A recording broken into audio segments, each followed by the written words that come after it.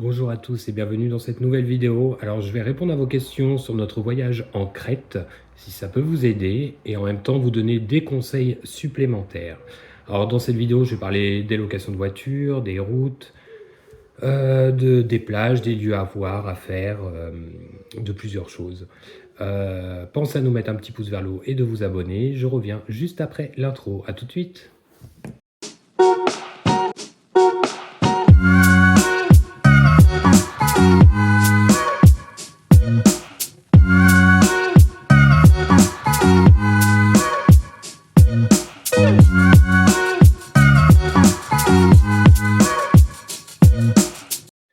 Donc je vais commencer sur les locations de voitures. On nous a demandé souvent où on avait loué notre voiture. Donc nous l'avions loué à Blue Car Rental à l'aéroport d'Héraklion.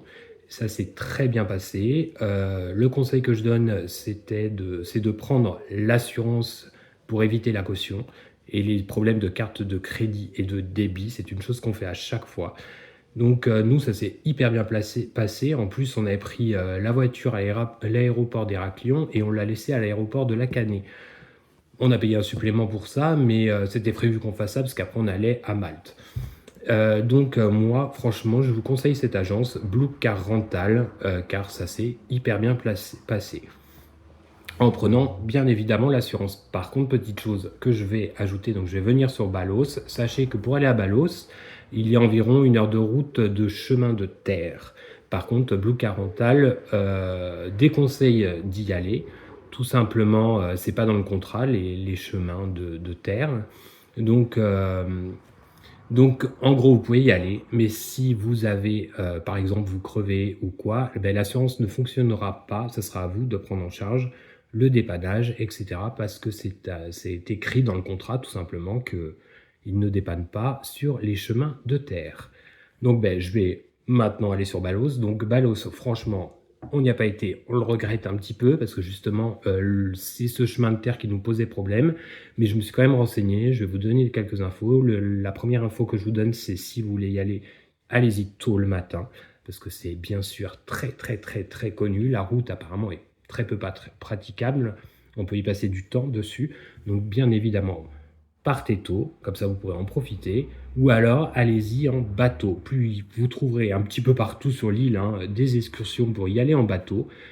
Alors par contre, ben là, les horaires ils sont imposés. Moi, je vous conseille plutôt peut-être le premier bateau. Comme ça, vous pourrez profiter quand il y a un petit peu moins de monde parce que ça peut être vite très très plein.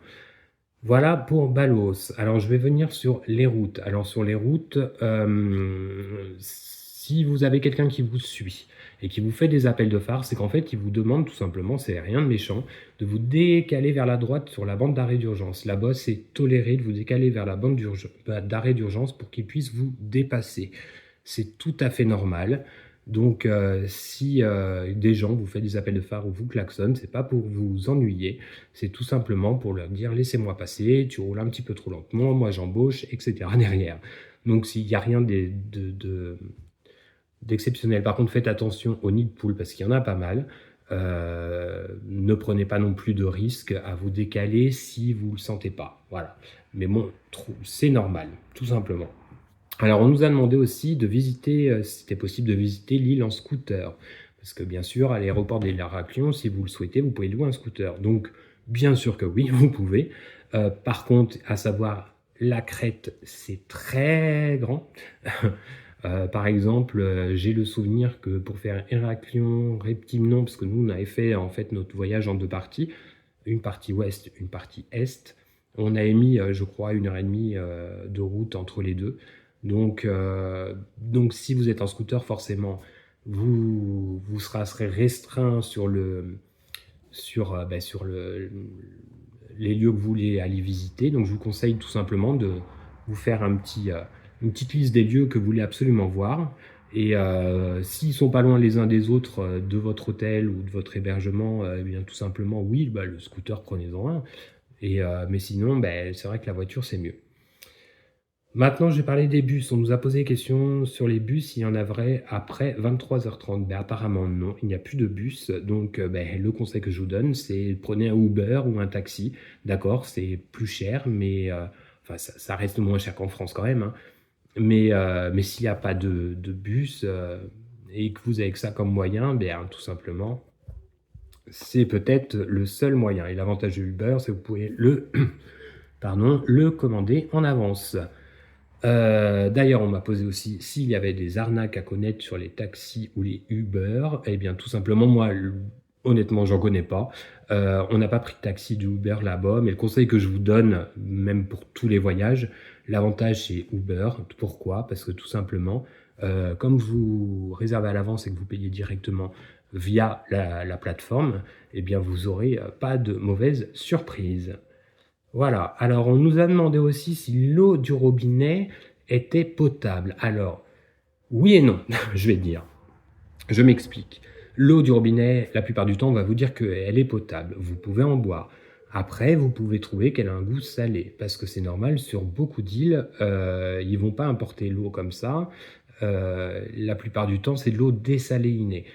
Honnêtement, nous, à chaque fois qu'on voyage, on prend jamais de risque, on achète de l'eau en bouteille. Alors, je sais que c'est pas top, c'est des bouteilles en plastique, mais bon, ça évite de tomber malade. Donc, vous pouvez la consommer, même, je pense qu'en la faisant bouillir, vous pouvez la boire. Ça reste, voilà, l'Europe, hein, on n'est pas non plus dans un pays du tiers-monde. Vous pouvez la boire. Après, sachez que le goût peut être un petit peu salé, un petit peu différent. Mais voilà, donc je vous laisse faire votre propre opinion là-dessus. À savoir, mais je vais revenir après dessus, si vous allez par exemple dans le village de Spilly, au niveau de la fontaine des lions, il y a plein de têtes de lions, apparemment l'eau est potable. Personnellement, j'ai pas essayé pareil, c'est de l'eau naturelle et potable qui vient tout simplement des sources. Personnellement, je reste prudent pendant les voyages, je ne veux pas tomber malade, donc je le fais pas, mais vous pouvez. D'ailleurs, si vous avez testé, mettez-le en commentaire parce que ça peut aider d'autres personnes. La preuve, on nous a posé la question.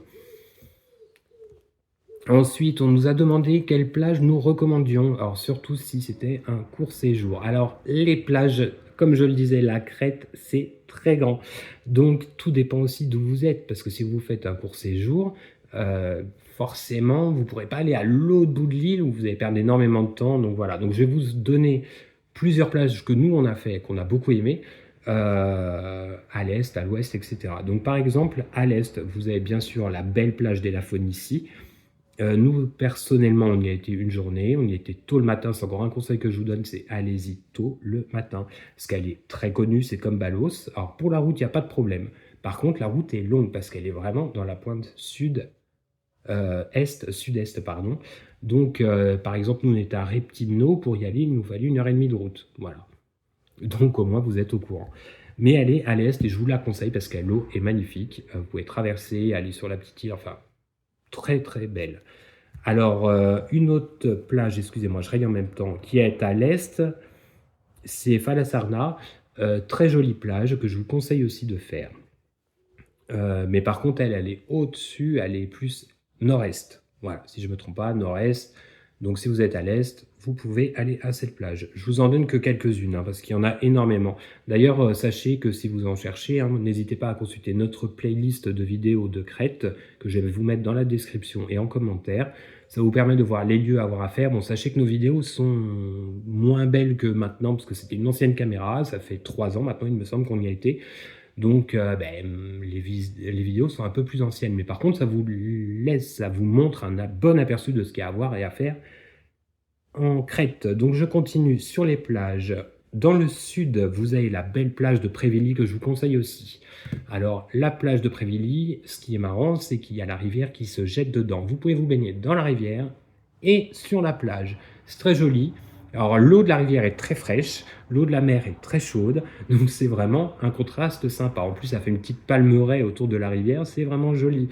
Par contre, à savoir pour cette plage, il y a beaucoup de marches, donc pour descendre encore ça va, mais pour monter, soyez prudent, surtout s'il fait très chaud. Même si vous sortez de l'eau, on a vu quelques personnes qui ont fait des malaises. Alors je vous conseille d'avoir toujours de l'eau sur vous si vous y allez, parce que si vous devez monter et redescendre, c'est assez fatigant, d'avoir une casquette ou un chapeau, quelque chose sur la tête, et n'hésitez pas non plus à vous mouiller la tête. Voilà. Mais après, c'est à faire. Donc cette plage, elle se trouve dans le sud. En parlant d'une autre plage dans le sud, c'est la plage de Triopetra. Alors il y a un petit peu de gravier, Mais c'est une plage très belle. En plus, sur la droite, quand vous arrivez, vous avez des magnifiques falaises qui vont dans la mer. C'est vraiment un point même super photo si vous aimez faire des photos. D'ailleurs, sachez que les plages qui sont dans le sud sont plus désertes que celles du nord ou de l'est. Donc ça peut être un bon plan. Si vous voulez à la plage et être tranquille, n'hésitez pas à traverser l'île vers le sud. Les routes sont assez correctes, hein, mais je vous le conseille. Alors une autre plage que je vous conseille, qu'on a adoré, qui s'appelle la plage de Voulisma, c'est pas loin d'Agios Nikolaos, donc c'est après Héraklion, mais c'est pas non plus tout à l'ouest. C'est à l'ouest, mais bien avant quand même. Je vous conseille de regarder sur Google Maps. Donc la plage de Voulisma, de l'eau turquoise, magnifique.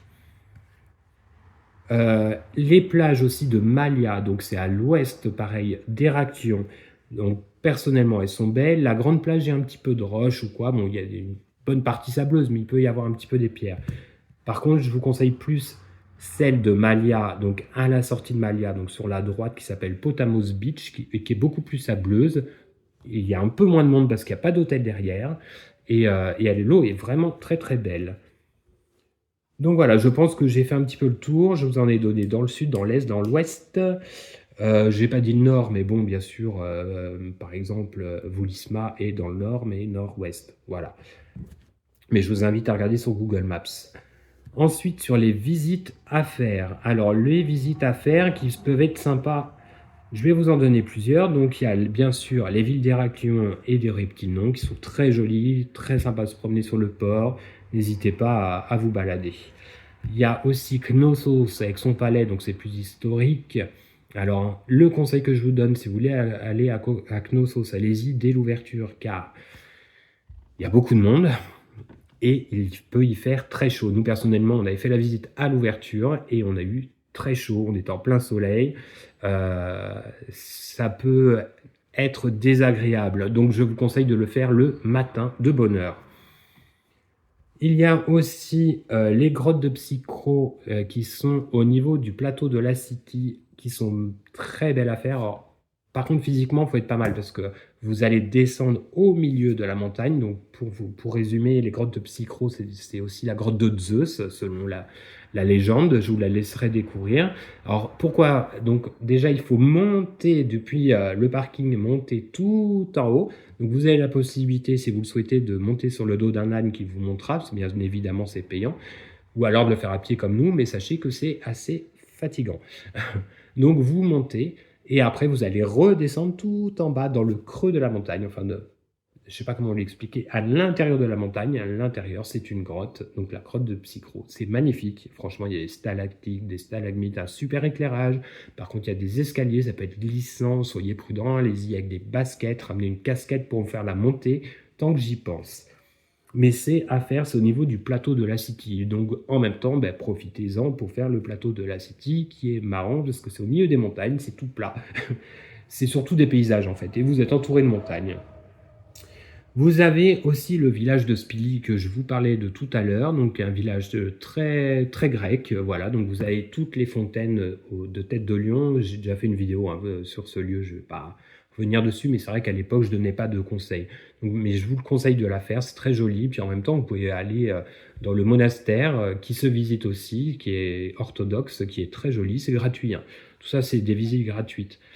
C'est vraiment sympa à faire. La visite pour faire le tour du village et du monastère, vous allez mettre une petite heure, quoi, mais une heure, ouais, on va prendre une heure si vous prenez le temps. Mais c'est vraiment sympa. Et surtout les fontaines au cœur de Lyon, c'est vraiment atypique. Donc, comme je vous l'ai dit tout à l'heure, l'eau serait potable. Je n'ai pas testé. Vous pouvez tester. D'ailleurs, si vous la testez, dites-moi le moi en commentaire. Et je vais finir par un autre. Bien évidemment, il y a d'autres choses, hein. Mais un truc qui est sympa aussi, c'est le lac de Cournas, qui est juste un petit peu en dessous Reptile, non, il me semble. Le lac de Cournas, donc c'est sympa, c'est un lac où vous pouvez vous baigner, vous pouvez louer des pédalos et voir des tortues d'eau douce, parce qu'il peut y avoir des tortues. Alors, par contre, si vous voulez voir des tortues, allez-y tout doucement en pédalo. Personnellement, on a vu quelques-unes, j'ai même pas eu le temps de les filmer, parce que ça va très très vite, elles ont l'habitude. Mais vous pouvez voir des tortues. Donc lac de Cournas, très sympa. Et je reviens sur un dernier conseil qui était, beaucoup de personnes sont étonnées, qui nous disent ah bon, qu'on avait donné dans la vidéo. Donc le papier de toilette, oui, la plupart du temps dans les hôtels, ça sera écrit dans les chambres, il y aura des petits trucs, attention ne pas jeter le papier toilette dans les toilettes, parce que tout simplement, les tuyaux ne sont pas faits pour, donc si vous bouchez les toilettes, ben, ça ne sera pas agréable pour vous et ce ne sera pas non plus agréable pour la personne qui doit s'en occuper. Donc la plupart du temps, vous avez une poubelle à côté, ben, désolé, c'est pas non plus super agréable. C'est un coup à prendre, vous prenez et vous mettez le papier toilette dedans. Mais à savoir, attention, ça dépend, enfin dans la plupart des hôtels c'est comme ça, mais si vous êtes dans un hébergement de particulier, demandez à votre hôte. Parce que d'un coup, lui, c'est récent, donc les tuyaux sont faits pour pareil pour les hôtels récents. D'un coup, il n'y a pas besoin de le faire. Bon, ben, je pense que j'ai fait le tour et que j'ai répondu à toutes les questions. Et voilà, donc n'hésitez pas à nous mettre un pouce vers le haut et de vous abonner. Si vous avez d'autres questions, vous pouvez les poser juste en dessous. Si j'ai la réponse, je vous la donnerai. Si je ne l'ai pas, eh bien, désolé, je ne l'ai pas. Je suis désolé, je n'ai pas agrémenté cette vidéo d'images parce que comme je vous l'ai dit, mes images sont un petit peu plus âgées. Je pense qu'il faudra qu'on y retourne. De toute façon, on avait adoré la crête. Et puis voilà, et si vous avez donc d'autres questions, n'hésitez pas à les poser juste en dessous. Pensez à vous abonner et liker cette vidéo. Ça peut paraître, enfin c'est gratuit pour vous. Nous, ça nous aide à être mieux référencés et à donner de plus de conseils aux gens. Donc si vous êtes tombé sur cette vidéo et que vous le faites, sachez que ça aidera d'autres personnes qui veulent voyager là-bas. Et puis ça nous donne aussi envie de continuer, quoi. Voilà. Bon, ben, sur ce, je vais vous laisser. Désolé, c'est un peu sombre parce que c'est la canicule, je suis dans le noir. Mais je tenais à faire cette vidéo quand même. Allez, je vous embrasse et puis je vous dis, je vous souhaite un bon séjour en Crète et à bientôt. Bisous, ciao.